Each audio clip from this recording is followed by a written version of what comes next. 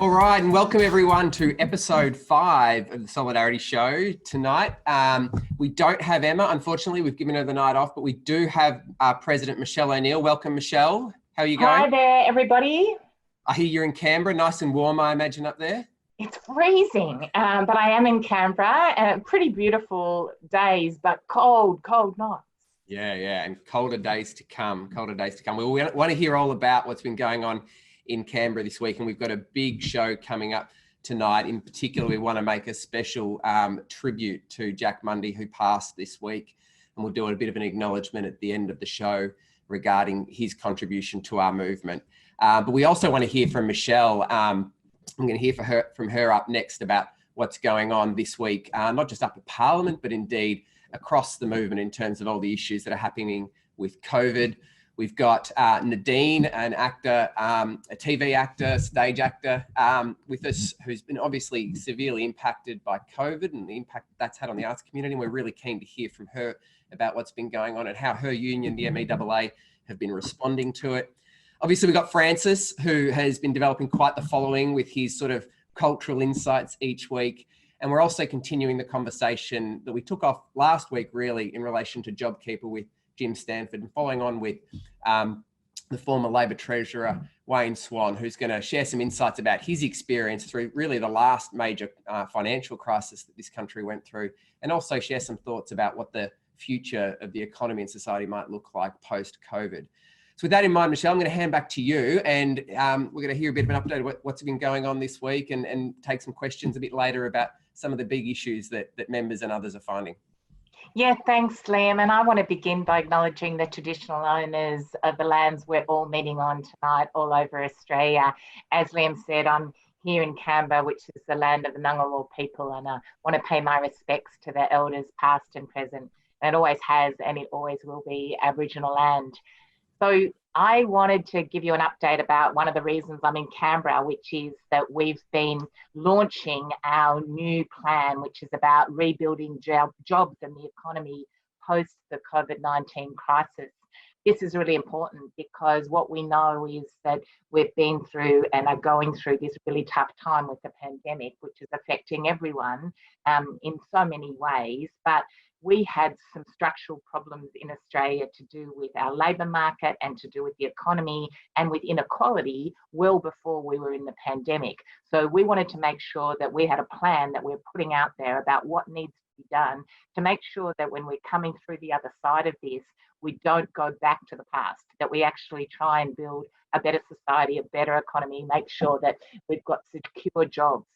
So there's 8 points to the plan, and you can go onto our website and have a look at it in a lot more detail, but I just want to quickly touch on what they are. So the first thing we're saying is that there needs to be the creation of 2 million new permanent jobs.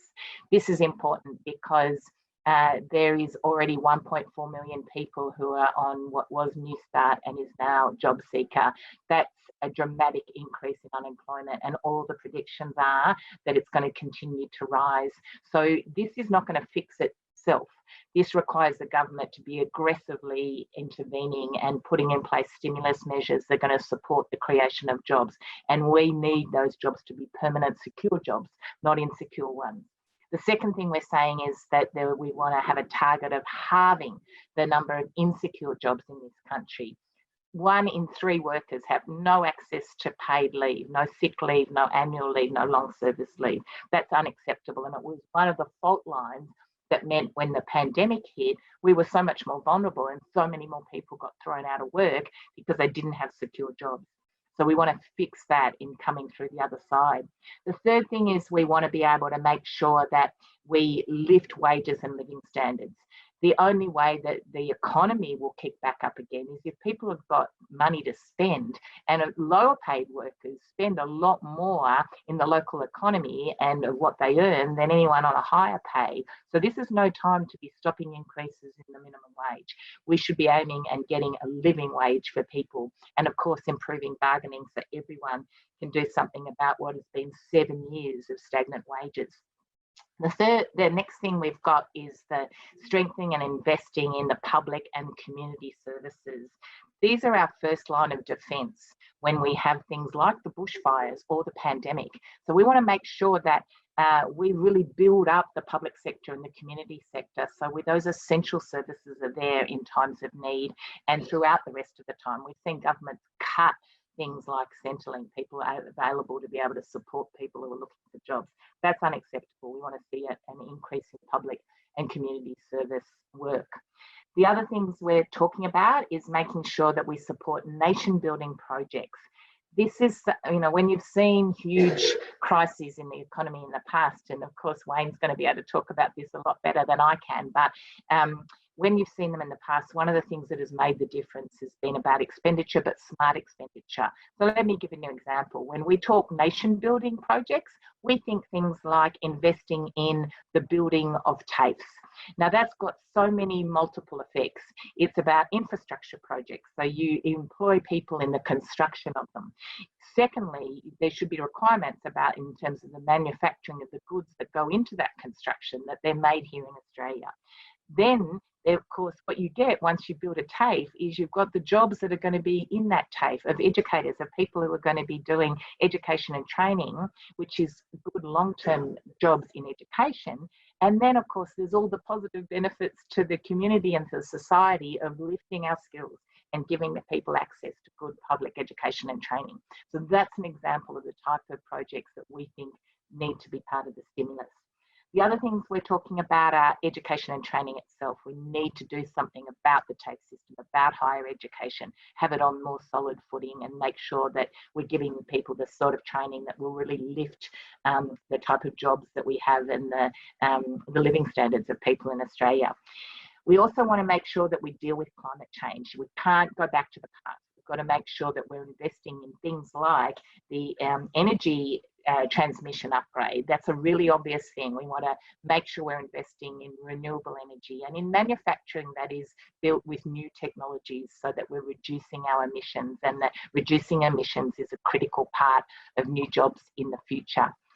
The issues about our social health and community is important to this. We can't leave people behind. With so many people unemployed and likely to be more, we can't see, for example, what's now called job seeker cut back to the level that New Start used to be of only $40 a day. That would be a disgrace. It was a disgraceful level. It's forcing people to be in abject poverty. So we want to see good social services, a good safety net that is supporting people. The last thing that we want to say, and this is not in any order of priority, is that we need smart, effective industry policy. This government has abandoned industry policy and it needs to be put back in place. It needs to be put in place so we do things like not just support Australian made, but also Australian provided. So services and goods that are provided here in Australia. We saw the big gaps in our supply chains that were exposed during this pandemic. We need industry policy that is smart about building up the sort of industries and sectors we need here, but also that has trade agreements that support us being able to export to the world, but importantly, looking after our own community and the jobs that we need to have here in Australia. That's a touch on it. I'm not going to go into any more detail other than have a look at the detail and check it out. The other thing we're doing in Canberra is we're trying to overturn that terrible regulation that the government put in place about there being only 24 hours to change enterprise agreements. We're trying to make sure that our regulation gets overturned, that it's disallowed in Parliament, and that's probably going to go to a vote tomorrow. So I'll stop there, Liam. There's a lot going on, but great to be with everyone tonight. No, and it's great to have you, and thank you very much for setting aside some time to keep us up to date about everything that's going on. Obviously, a lot of backwards and forwards in relation to that disallowance motion that hopefully gets up tomorrow to knock out a regulation that clearly wasn't needed, designed to deprive workers of a chance to consider things properly and discuss things with their union about significant changes to their working conditions. So it's a really important part of the work that you're doing.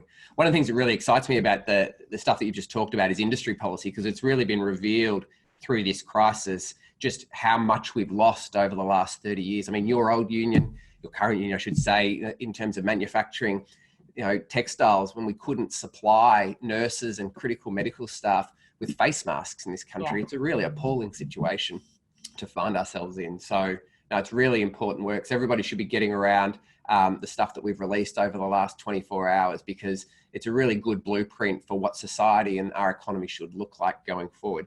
But I did want to get into some questions, and we had a question from Tom, which is one that we've had from a number of members over the last few weeks, which is really, how do you check if your boss has applied for JobKeeper for you? I mean, how do you know that you're going to be getting this, especially now that payments are starting to roll in?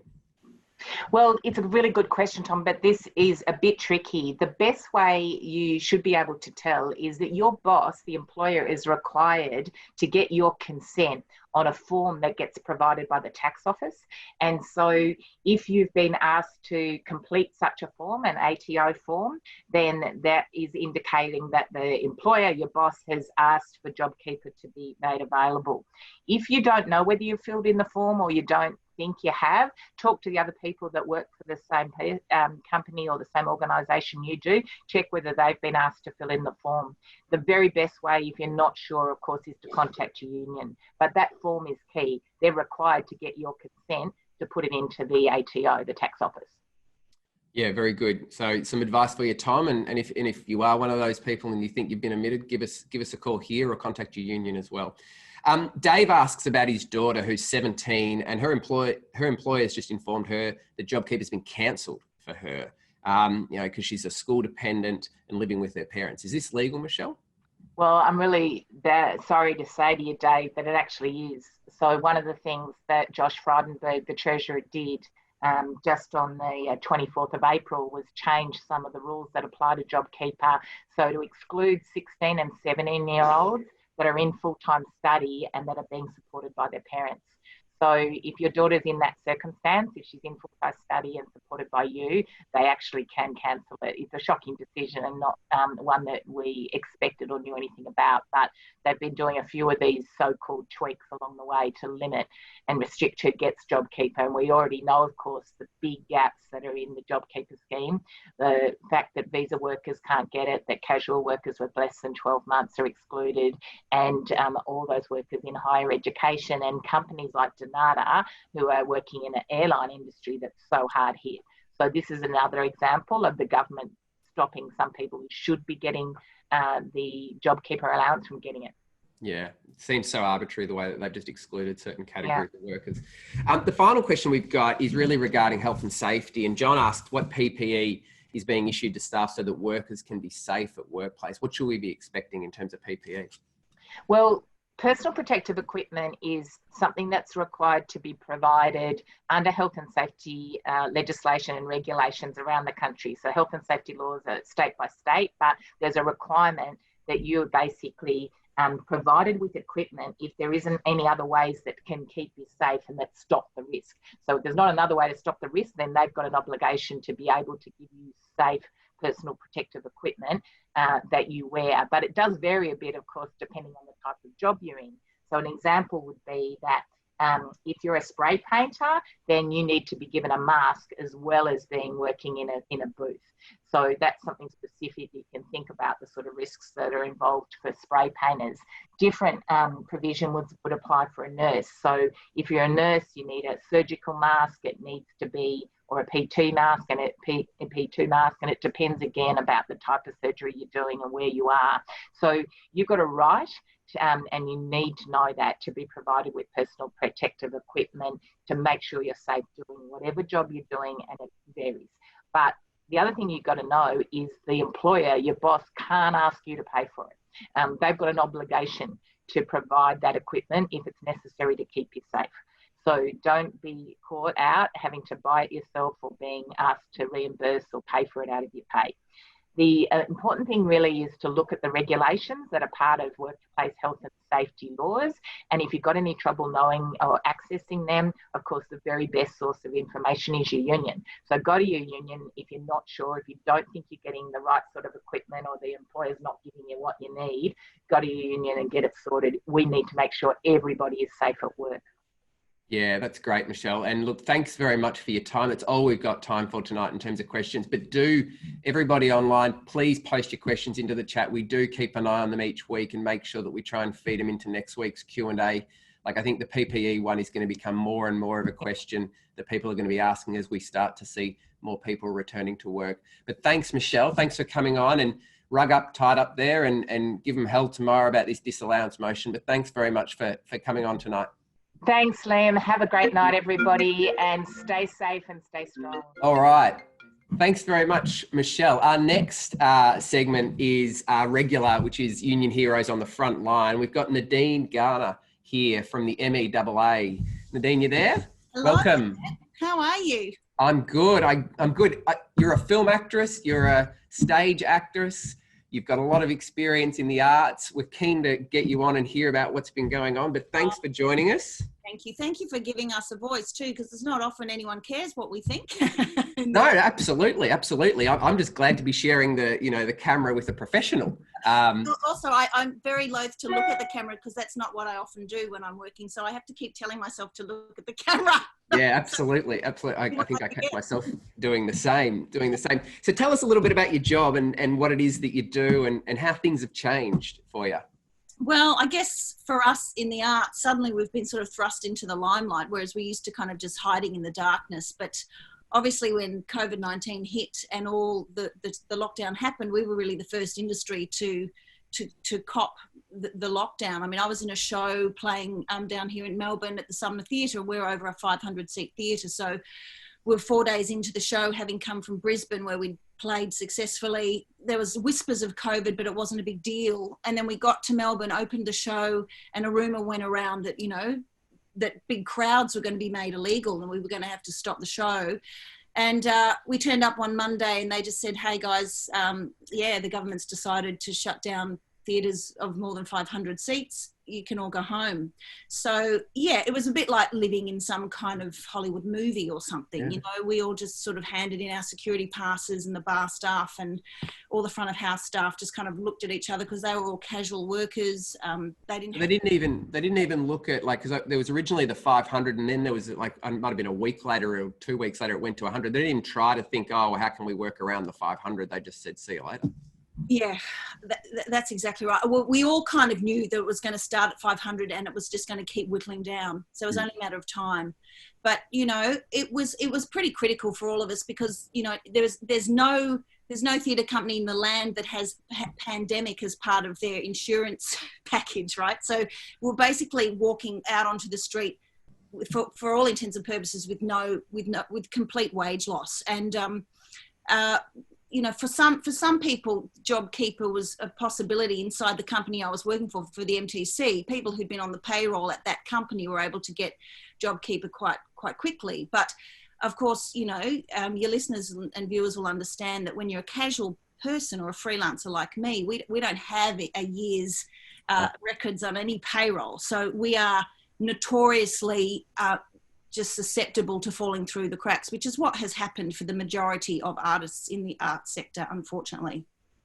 Yeah. So how have things changed since the crisis has begun for you? So what's it been like since this has stopped?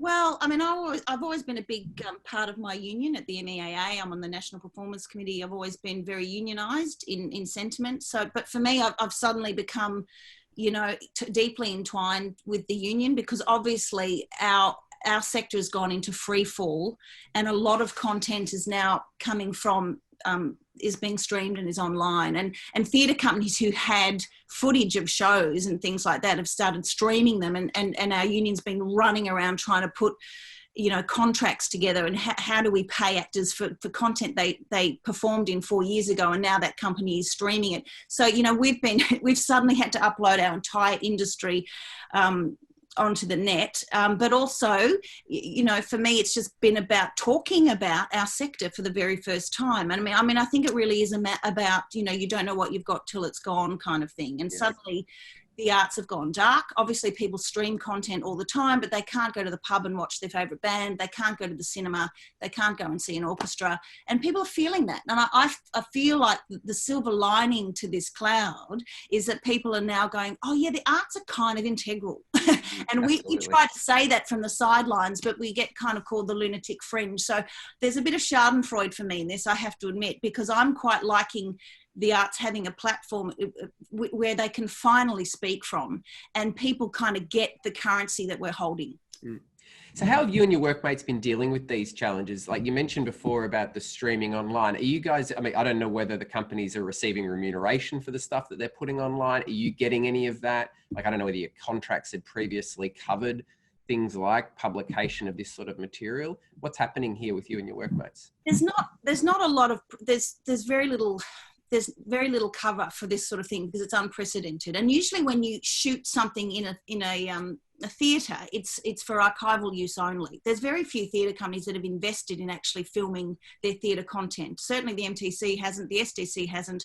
I think there's one small company up in Sydney called The Griffin who streamed a production of Emerald City quite successfully a few weeks ago. I'm yet to understand how they've paid the actors for that. I think it's a bit of a shit show, to be honest. I don't really know. We're chasing our tails with that stuff. And I've got sort of mixed feelings about it. On the one hand, of course, we want to entertain people and of course we want the show to go on. But, you know, the sort of unionist in me says, well, just withdraw labour, you know, like let's just go into a blackout. Let's stop uploading content and let people see what it feels like when there is nothing to watch. So, you know, I'm sort of torn between trying to be a performer but also be a unionist, and somewhere in the middle there's a perfect world. But it's a very confusing time for anyone who is a performer because they can't perform. But it's not just the performers, it's all the unseen people who make things happen, who stand in the wings, who are the mechs, the techs, or people on film crews, or thousands and thousands of people, you know, editors, composers, directors, producers. Like it is such a massive industry, and we're just really not thought of. And maybe it's because content is so ubiquitous. We're just used to being able to see what we want all the time. It's on every phone, it's on every tablet, and we just think of it as an is. You know, we can see what we want when we want, but thousands of people make that content, and it's kind of time we thought about how those people get paid, what their rights are, and what the world looks like when they're not able to perform their work anymore. Yeah, look, I think it's such an important point. Like, I think when we first started, I think we talked about it on one of our very first shows, the sort of 5 industries, which included the arts, sport and recreation, all of the things that we, you know, go along to watch and see as sort of entertainment, has so many people attached to it, whether it be the people that you mentioned or the people working in the cafeterias and sporting grounds, making all of these events come to life for people. All of these people have been displaced by this pandemic, and most of them, because of the insecure nature of the work, are not covered by JobKeeper, and they've really fallen through the cracks, and it's a disgrace. I guess finally, Nadine, keen to get your thoughts and what your message is to your fellow unionists about what needs to happen going forward. Well, I guess for me, there's a kind of relief in being in a sector that is hitherto unspoken about. We just sort of get treated as though, well, you'll always do it anyway because, you know, it's your passion. And so for me, I'm hoping that there's a change in narrative around the arts, that maybe because we've had a little bit of exposure now in terms of the predicament of what our work actually looks like and how we get paid, which is really sporadic, and it's not neat and tidy the way the Liberal Party would like it to be. So we don't fit into their schemes. I'm really hoping that translates just as a sort of seeps into the consciousness of the people of Australia too. But you know, of course the government and the policymakers. But I'm also really hoping that as we move forward, we can see the value of the worker across all sectors. And yesterday, a big shout out to all the nurses and midwives who celebrated International Nursing Day yesterday. Fantastic. And for the first time, you know, we're hearing nurses because wow, they're saving lives. So they've stepped up into the foreground too, which is wonderful. There's a lot of unsung people who are the backbone of any given country, any given society, and they've been given short shrift for a long, long time. We need to consider their wages and just the general respect we attribute to them in our culture. So I'm really, really hoping that the narrative changes around the ordinary worker in this country, and the arts is included in that. Absolutely, indeed. A very good message to finish up on. Well, thank you very much for coming on the show. We wish you all the best over the next couple of weeks. Fingers crossed as some of these restrictions start to be relaxed. Hopefully we win a better outcome on JobKeeper for you and your comrades, but indeed, hopefully we start to see some of the arts come back online over the next few weeks and months. Thanks so much. So thank you. Well, from one professional across to another, the next guest is our favourite cultural critic, Francis Leach, who's joining us tonight. He is here to tell us about everything from reading your favourite books to podcasts. He's the only colleague I've got that has got a pandemic haircut just made for the times. Francis, welcome. Hey, Liam, how are you tonight? I'm good, comrade. I'm good. How are you? Yeah, I'm not too bad. I was listening to Nadine speaking there, and that sort of dovetails nicely into the first thing that I want to talk about this evening. Is something that everyone can read about. Yep. Well, tell us all about it. Well, it's a beautiful essay that's just turned up on that esteemed American journal, The Atlantic, and it's written by Dave Grohl. Now, Dave is celebrating 25 years up front with American rock band The Foo Fighters, and before that he was the drummer in legendary band Nirvana. And he's written this beautiful love letter. In fact, I'm just going to post it now in the chat channel so people can pick the link up and then go away and have a look at it. But it's just a lovely love letter to the live concert experience and what is being missed in this time of COVID and the lockdown. He starts by talking about that on July 4th in the US, of course, Independence Day, that he was supposed to be playing a concert to 85,000 people in Washington, D.C. to celebrate 25 years of the band. It's not going to happen.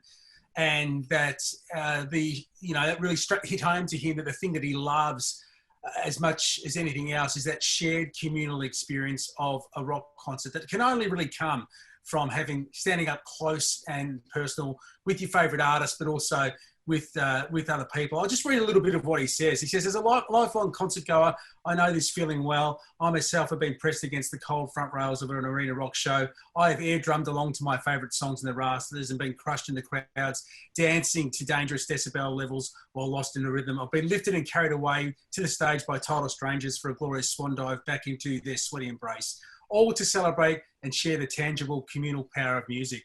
And not knowing how long it is until, like Nadine says, we'll be able to go to an event again, it really sort of hits home that I'm really missing it. I'm really missing whether it's 100 people in a room or a really, really big show that you go to that, for that 2 hours, whatever it is, you're just there and nothing else matters. Or you might go and it might change your life because you hear a musician or an artist that it just sweeps you away. So, yeah, have a look at it. I've just posted it in the chat channel there. Dave Grohl's beautiful love letter to live music and why it plays such an important role in our lives. And we can't wait till it comes back. I went and saw New Order. It was the last show that I saw at the my Music Bowl in Melbourne, and thought, this will be the last gig for a while. I didn't realise it was going to be months and months and months. And it doesn't seem like we're going to be getting back there anytime soon. And I really miss it, Liam. Yeah, I think all of those, big communal events with lots of people, whether it be, indeed concerts, even for many like mass meetings with workers and members are made much harder than they were. I know speaking to a lot of comrades over the last few weeks about going in and visiting workers is not the same as it used to be. But are there any other recommendations, anything to read? Yes, something to listen to. And it is this even better podcast. It's been started by a friend of mine called Tony Wilson. Tony's an author and a journalist. And he's just written a great book on the history of the 1989 AFL Grand Final between Hawthorn and Geelong, which is a great read. But what else he has done in recent times is set up this website called Speakola, which celebrates the art of the speech. And there are political speeches on this website. There are birthday speeches, wedding speeches, commencement and graduation speeches, historical speeches. It's all there. I've posted that link in the chat channel as well. But there is a podcast that's just started. Tony's just started the podcast here with great speeches. And the first one he's done is on the art and the beauty and sadness of the eulogy. And comedian Damien Callanan, who's a wonderful performer, has told the story in this podcast about writing and delivering the eulogy for his mother. It's bittersweet, funny, and just an absolute delight. I recommend it to have a listen to the podcast, the links in the chat channel, and have a look at the speeches. And of course, we love a good speech in the union movement, don't we, Liam? We do. And anything about the Hawks is always, very comforting for me. And I see a few people in the chat. Well, thanks, Francis. You've definitely piqued my interest. I see you've picked Comrade Davison's interest about Dave Grohl, which is concerning, to say the least, about certain people's sort of cultural tastes. But thank you again, Francis. Look forward to hearing next week what we should be reading, watching, and listening to. So thanks, Comrade. Bye. See you, mate. See you, mate. So our next guest is someone who is no stranger to everybody here. He was our former Treasurer and Deputy Prime Minister under the previous Labor government, and is probably the one person who has the most experience when it comes to an economic crisis like the one that we're facing now. Welcome, Comrade. Good to be with you. Look, it's a really important time at the moment. We had a great conversation last week with Jim Stanford about what he sort of thought was happening with the economy under this sort of pandemic. But we are really keen to hear from you about how you sort of see things going. And obviously, you know, you've got a lot of experience in relation to this. You were the Treasurer when the GFC hit and deployed, you know, a significant stimulus package that meant that we were one of the only countries in the world to avoid a recession. You then got bagged for about a decade by the current Bob, who said stimulus was an appalling decision. It was wasteful. It was profligate, the whole lot. I've got to say, they've been pretty quiet since this thing kicked off. But, you know, we are keen to get your thoughts on what's been going on. So taking all of this into consideration, we are keen to hear your thoughts about what's happening at the moment. So tell us, how has it been going in terms of your opinion, in terms of COVID-19 and the government's response? Well, I think they've handled the health response okay, but they have not got the economics right. I mean, we're facing the biggest collapse in global demand since the Great Depression. This is a massive event which is producing around the world huge levels of unemployment in both the developed and the developing world. So never before in history, even in the Great Depression, have we seen such a collapse of demand so quickly. And that will have a dramatic impact on communities and on individuals. It's good that we've come through to where we are now, but I don't believe that the government's got a plan. They've got in place life support systems, but they don't really have in place the sort of stimulus that's required to avoid the very high levels of unemployment that we are about to experience. So if you listen to the Grattan Institute, they're talking about levels of unemployment, 14% up to 26%. The government is talking about 10% and won't say anything else about the future. We know that their life support measures, the wage subsidies, which we supported and they should have put in place but have been inadequate, all due to finish in September. And what you've really got there is that the economy will fall off a cliff if the government doesn't put in place further measures to stimulate our economy. I mean, the one thing, you know, that I think we should have all learnt from both the Great Depression, but also from the Great Recession of 2007 through basically elsewhere in the world to about 2013-14, was that you need to use overwhelming force and you need to do it over a period of time. It's not just the size of what you do, it's the shape of what you do, and it's the length of what you do. And I'm incredibly fearful that the government is simply going to snap back to trickle down come September and won't put in place the medium-term stimulus that we need to stimulate the demand to avoid levels of unemployment with double digits and above. So I think that's where the debate is at the moment. And that we have not, and they haven't, despite the fact that they appear to have converted to some form of stimulus, it's just basically life support, they're still operating on the old Austerian model. And essentially the lesson from the Great Depression was austerity prevailed and the world suffered massive unemployment, which was only removed, and this occurred in Australia through World War II. So from 1930 right through to the Second World War, there was a prolonged depression. Back in 2007, 2008, we were one of the few countries to avoid recession, and most of the developed economies in the world suffered double-digit unemployment for half a dozen, 6, 7, 8 years, because what support they put into the economy wasn't enough, and they pulled it out too early. We in Australia didn't make that mistake. We've got a fantastic template. If this government had enough character to learn from what was done last time, use those lessons and put in place after September the sort of medium-term stimulus we need to avoid that massive unemployment.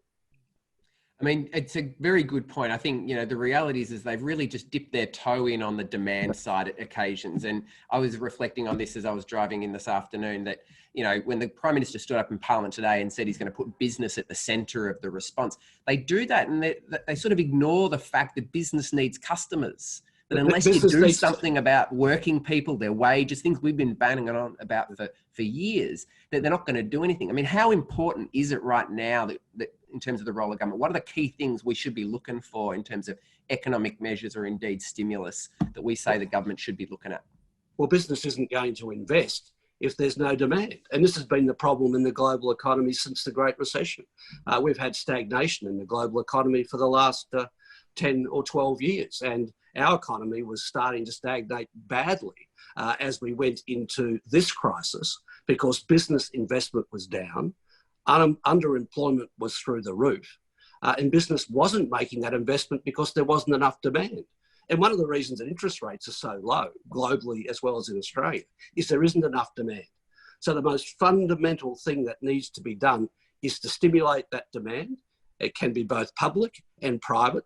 So the really important figures to keep an eye on here are not just the level of unemployment and the levels of underemployment.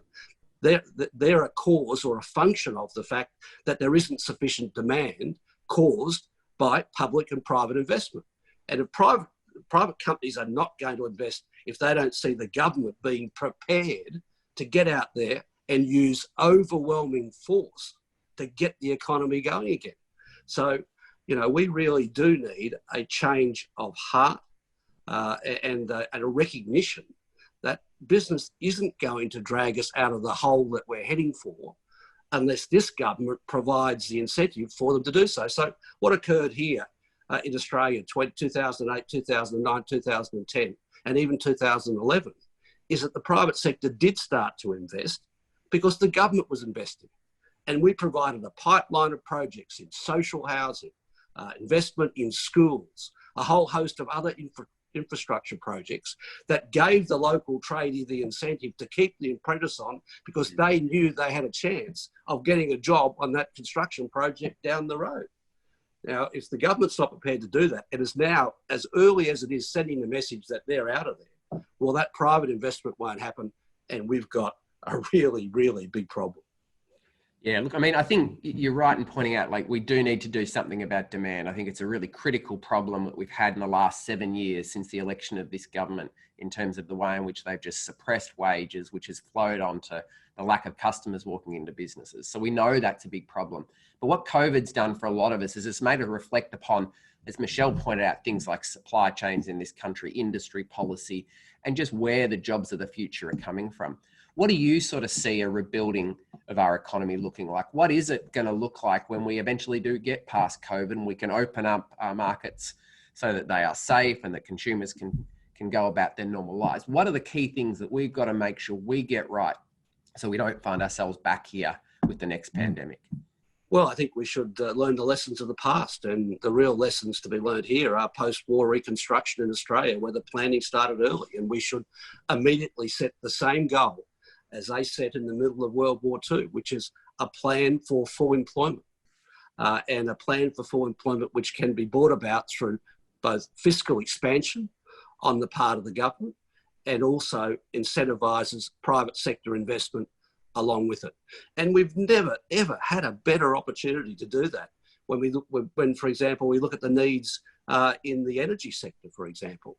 As Ross Garneau has pointed out, and many others, we've got a comparative advantage coming our way in energy again, and we should use this opportunity to reindustrialise through the use of cheaper renewable energy. So that's just one particular area, but there are many others. So the objective of full employment, but secondly, what we've learnt from this 40-year experiment around the world with trickle-down economics or neoliberalism or whatever you want to call it, is that wherever you restrict the bargaining rights of workers, wherever you suppress their voice, wherever you suppress their wages, whilst at the same time putting in place a tax system which is regressive and makes those on lower incomes pay more, then you end up with a stagnating economy, because it takes us back to that critical point of demand. It's rampant inequality in our global economy and the increasing inequality in this country that is producing the stagnant demand. And it's simply common sense to say that if you have a reduced percentage of the country's product going to working people, they spend less, there's less demand in the economy, and we're all the poorer for it. So doing and giving unions greater bargaining power, better minimum conditions, making sure tax works in the way in which people are incentivised to work and invest is the most important thing we can do. So that's part of the plan, a progressive tax system, a stronger voice for workers, but also, I think, taming corporate power. We've had a fantastic example through this crisis of how all those people that sit on the top floor, the chief executives, the kings in the private sector, aren't worth 250 times the ordinary earnings of their workforces. And as Nadine was saying before, you know, we've learnt that workers aren't ordinary. Every worker out there has an essential role in our society, and it ought to be valued so in the wage system. And we've had a system develop over the years that's pushed their wages down. And if this crisis has done anything to change the attitude of people about the future of the country, we've all learnt the lesson that everyone counts.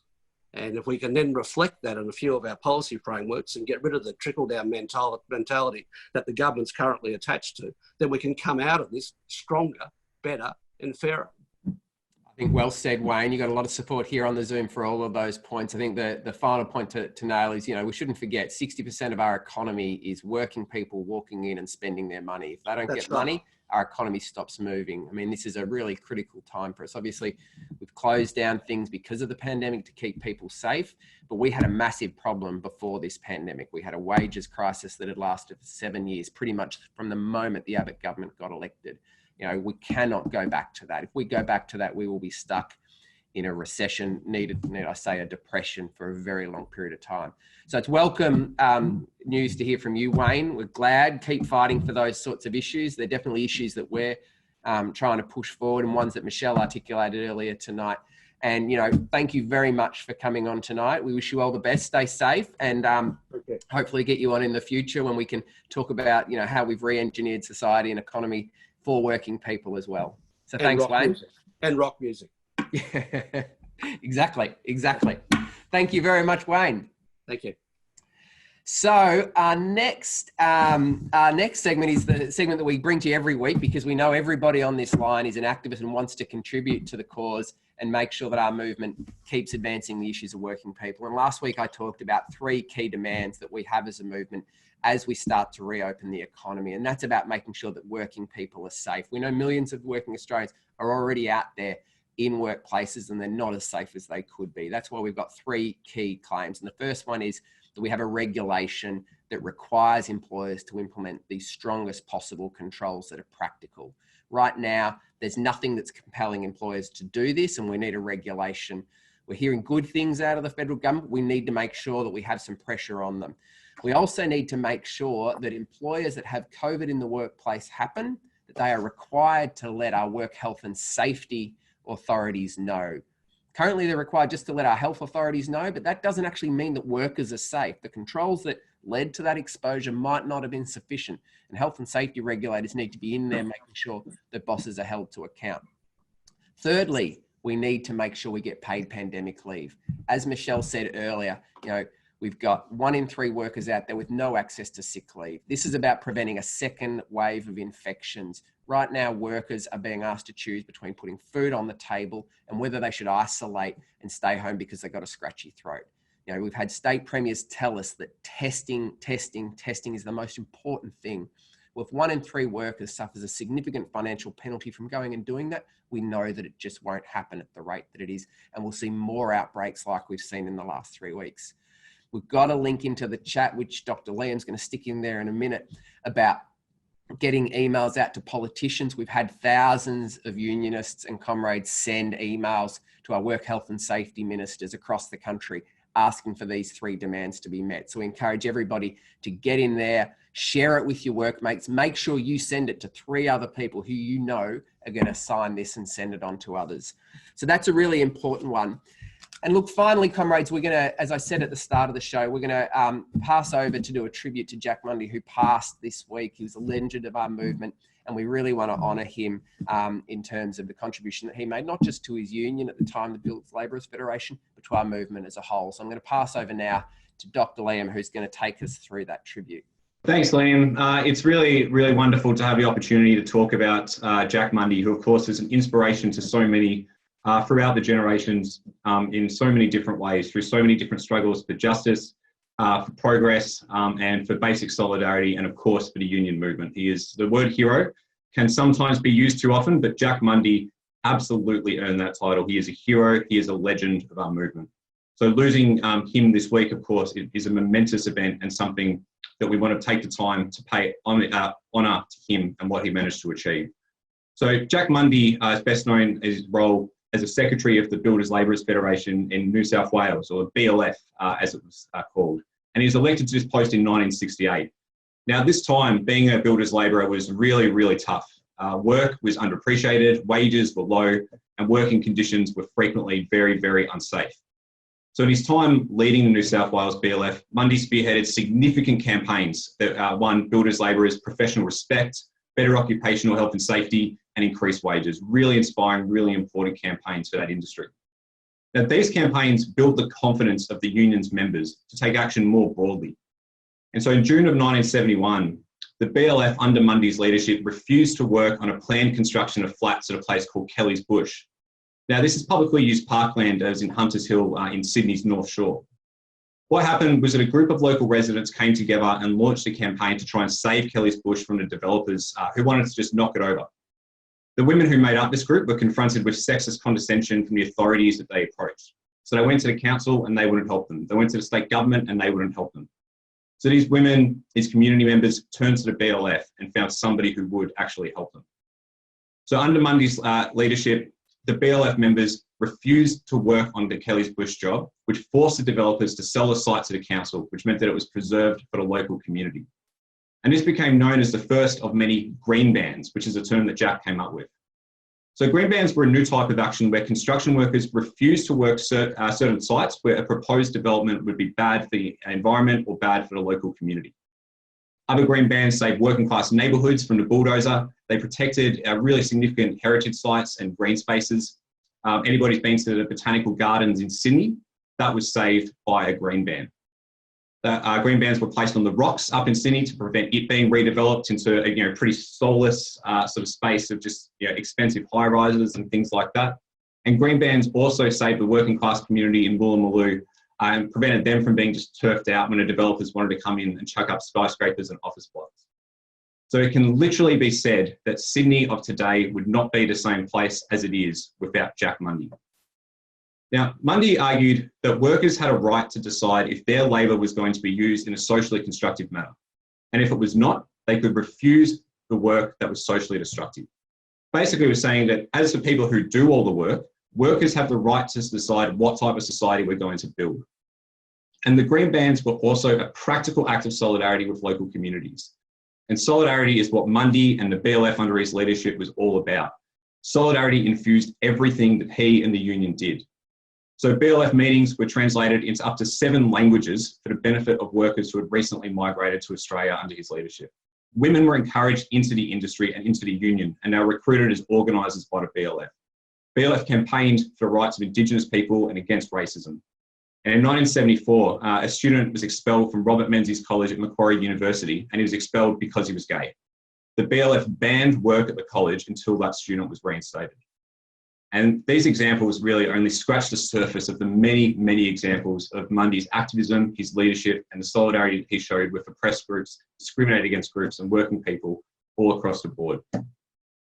Now, Mundy has been widely recognised quite rightly as a hero recently, but at the time, of course, when he led the BLF, he was constantly under attack from the political right, from the right wing, from conservatives. But he was never cowed by his attacks, and he was never intimidated. And he kept on fighting for working people, the union movement, and the environment that we live in.